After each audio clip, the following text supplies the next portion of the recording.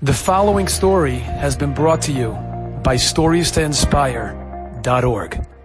Years ago, I was the head counselor in Camp Sha'arim Day Camp, for many, many good years. And I'll never forget, something happened that first summer that Borei Olam wanted me to see. And it was a moment that changed my entire outlook on life and what it means to bring back the lost children to Avinu Shebashamayim, what it means to bring back a lost Jew. It was that summer that the very first trip the entire camp was excited for. We took him out then, this is years ago, we took him out to Six Flags Great Adventures. And the kids, I cannot tell you, getting off the buses, we paired them up into groups, many going with their counselors, the older ones, in groups, a buddy system. And we made it very clear that the park is very makpid. The boys have to behave and make a Kiddush Hashem. Chas v'shalom, if someone misbehaves, we're going to send them right home. And it's with that we sent them into the park with their tickets and the time that they knew to come back. As that day went on, I found out something that I never knew. I found out that in Great Adventures they actually have a PA system, a microphone system, although never before in my life did I hear them make an announcement. But that first time, the announcement was with my name. I heard the announcement go off the system as I was walking through the rides, keeping an eye on the boys. Would the rabbi from Camp Sha'arim come to the main office, the security office? And I said to myself, oh no. Right away I'm starting to think, probably some of our kids got into a fight with Goyim, or maybe they jumped the line, or they were chutzpahdik to somebody, or who knows what. But I'm sure some of our kids are about to get thrown out of the park. So I ran all the way back to the office. I came into the security office of Great Adventures. And I stood there. I walked in. And I said, officer, I'm the rabbi from the camp, the one you just paged. What's going on? So he smiles at me, and he points to the back room. And I'm thinking to myself, well, what could it be? He opens the door, and there, sitting there, crying and sobbing, is little Ike, 6 years old. And he's crying, he has his hands over his eyes. I said, Ike, what's the matter? What happened? And he tells me that he lost his counselor. That they were all in a group, and somehow or other they were getting onto a ride, and they got split apart, and Ike got lost. And he went crying to the security guard. The officer turned to me, is that one of your kids? Yes, officer, that's our Ike, yes. Thank you so much for finding him. I'm going to bring him right back to his counselor now, and this time, I'm going to make sure he does not get lost. The officer smiles and says, well, it's not that simple. Once you lose a kid, once he's in our hands, it's not so simple for us to just give him back to you. We need you to sign disclaimer papers. We need you to sign all different types of forms to allow us, legally, to give the boy and release him back to you. I said, okay, if that's what needs to be done, so be it. Go ahead, bring me the paper, I'll sign it. 2 minutes later, he comes out with a stack of papers. It looked like a contract. Now, I closed on a house. The closing papers weren't as much as the paperwork Six Flags brought me to sign off to allow this boy to be given back to me. Oh boy. So I sat down mamash with 50 papers, and I start signing every single one, page after page, and I'm sitting there for 20 minutes signing papers.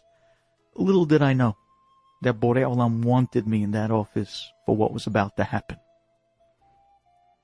Under 2 minutes, the door of the security office of Great Adventures opens again, and in walks another security guard, but this time holding the hand of a different little boy, but not one of our boys, a little young Italian Goyish boy. Officer says, this boy's missing. He's lost. Let's see if we can find his father. They asked the boy his name. They asked him when was the last time he saw his father, and the boy was crying hysterically. So while I'm signing the papers, I started joking around with the little Italian boy just to raise his spirits a little bit, to calm him down. Started reassuring him, don't worry, I'm telling you. You're here, you're in good hands. Your daddy's going to find you. He's not going to leave without you. I guarantee you.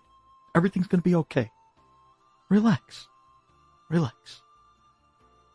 And sure enough, after maybe 10 minutes, the door again opens to the security office, and in walks this guy. Must have been 6'3". He was a huge Italian rock of a man. And this guy was scary. And he walks in, and he looks around the office, and there he sees his son. And he screams his son's name. And his son sees the father, and his son jumps up out of the chair, and he screams, "Daddy!" And the father screams his son's name, and they start running to each other. And at that minute, it's as if you see it going in slow motion. They both come together, and they both hug each other. And the father picks up the son, and he's kissing him and kissing him. And he's squeezing him, and he's holding him, and it's as if he'll never let him go again. And at that minute, even this man of a mountain broke down crying emotionally that he got his son back. That was something to see. Father and son reunited. After the father got back his composure, he turned around and he said, "Okay, I want to know, which one of yous were the one that found my son?" And the security guard jumps up and he says, "It was I, officer. It was I, sir, rather." And the Italian guy says, "Come over here, sir." He gives the guy a hug, a bear hug. He says to him, "I want to know your name. I want to know your address. I want your phone number. I'm going to buy you any car you want. You know why? Because you brought my kid back to me. I thought I'd never see my son again. You have no idea what you did for me. Any car you want." And I was sitting there watching this. Any car you want, I will buy you. I was thinking to myself, definitely an Italian, he's going to ask for a Cadillac CTS. I was, no question. Any car you want, he says. The security guard, with that American pride, no, sir. This is my duty. This is my job. I'm doing it just to serve. And I'm thinking to myself, yeah, right. No, just tell him which car you want already. No. Sure enough, at the end, they ended up settling on some sort of something. He took his information. He took his name, his number. And again, he gave him another hug. And he kept telling him, "You don't understand what you did for me. You brought me back my son. I'll never forget what you did today for me. Never." Abba, I know you wanted me to see that. I know that if this is the expression of an Italian goy who someone brought him his lost son back, I can imagine just for a moment what it must mean to you, Avinu Shebashamayim, when someone brings back one of your lost children to you. Could we imagine if the Italian is ready to give a car away? What is Borei Olam Kivyachol willing to do and to give, or maybe better yet, to forgive to the person who's out there bringing him back his lost children? And that's why I thought to myself, only days before Rosh Hashanah, think about the Midah Keneged Midah. The next time we come across someone, whether it be a family member, whether it be somebody simply on the street. Now, don't get me wrong. I'm not the guy that's telling people to go out with a megaphone and start announcing and preaching. No, that's not at all what I'm saying. But you wouldn't believe how a sweet word, a soft tone, would simply be mekarev, another Jew. And then you bring him over for a Shabbat. Let them see the warmth and the beauty of Shabbat Kodesh. Let them see the beauty of a Jewish religious family sitting around the table, hanging on every word that their father is saying. It transforms people. It opens up the neshama. It blazes the spark and it brings them back to Avinu Shabashamayim. I, such a Jew, if you are to be from the people that are bringing back these lost children to Abba, to Borei Olam, your tefillot will be answered. And what wouldn't the Father do for the person that brought back his lost kid? What wouldn't he do?